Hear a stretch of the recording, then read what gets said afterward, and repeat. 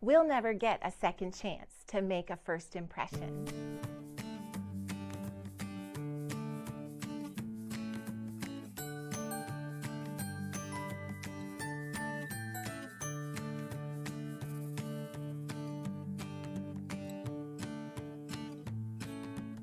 Welcome to More in the Classroom. I'm Mrs. Moore. Back to school, orientation, meet the teacher, they're all names for the very same thing, an opportunity to meet our students and families for the very first time. As I'm preparing for orientation, I like to think of it as a sensory experience. I want to think through those 5 senses: sight, smell, sound, taste, touch. And I want to try to incorporate each of those into the orientation time. So let's talk about that first sense, the sense of sight. We've been working for weeks in our classroom through the summer months and preparing it with our bulletin boards, our desk arrangements, our textbook organization, and we are ready. In my classroom, I have 3 boards. One is specifically for a photo opportunity, and I'm hoping that parents will take pictures of their 3rd graders in front of that board that says, "I'm a 3rd grader." And then we have a Bible verse board and then a birthday board. I imagine most of us have a birthday board, and it's just a great opportunity to have a personal touch with the names of our students on that board. This year, I've never had this happen before. One of my students came in, and instead of making a beeline for his desk, he went right to the birthday board, found his name. "Oh, Mrs. Moore, this isn't right. This is not my birthday." Here's a tip. During orientation, you'll want to keep a pad of paper close at hand to jot down those mistakes, because inevitably you will have a few to correct before that first day of school. So you want to have your classroom looking great. When your parents come in, you want to greet them. You want to be right there. Establish that eye contact. Shake a hand if you can. Interact with the student, inviting them into your classroom.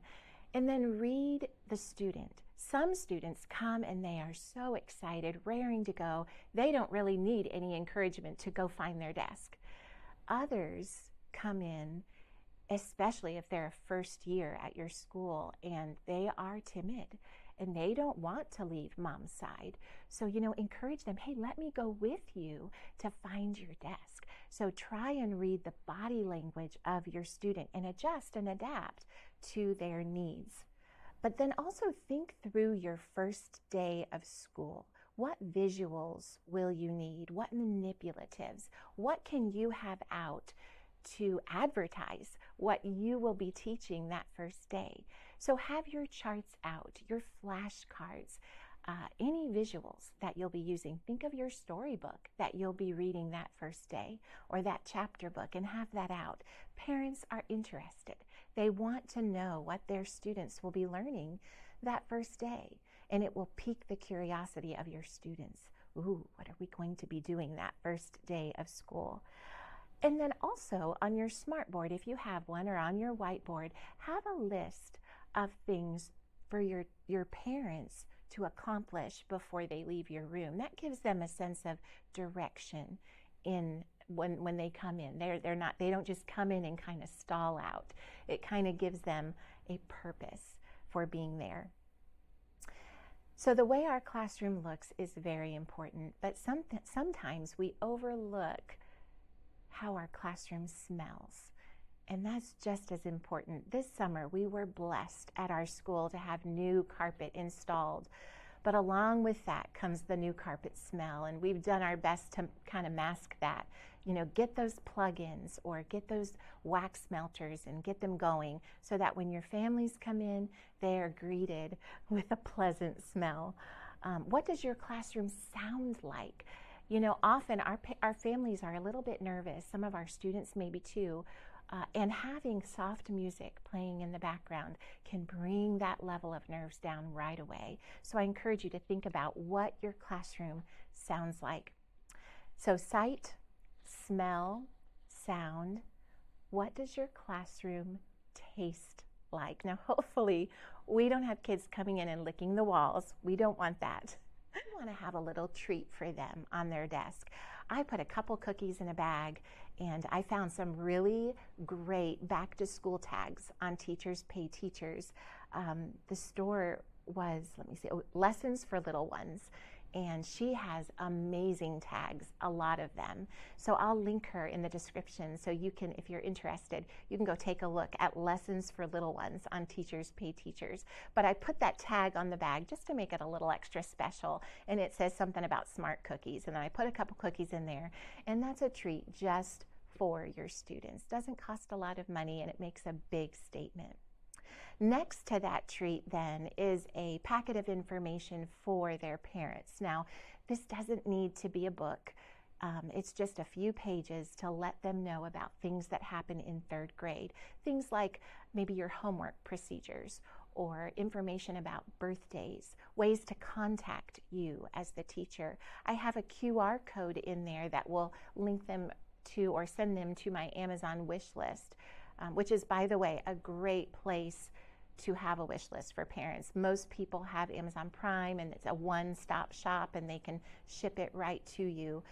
So that's a great place for your QR code as well. And I encourage my parents, some of them wonder, do I need to read this right here? Oh no, take it home, put your feet up, get your coffee, and enjoy some light reading tonight. And then lastly, touch. What does the classroom feel like? You want your classroom to be a warm hug. And when your families come in, they know my child is going to be in this room for a good portion of every day. You want it to be warm and welcoming and cheerful and happy, and just calm their concerns about where their child will be spending a good majority of their day. As we talk about touch, students will be putting away their supplies. They'll be touching those textbooks for the very first time. They'll be pouring their crayons into their boxes and putting their supplies where they belong. As they come in, I do give them a handout, and it says at the top, where do I put my stuff? And on that handout, it gives them specifics about where things go. And that way they don't have to ask you about every single thing.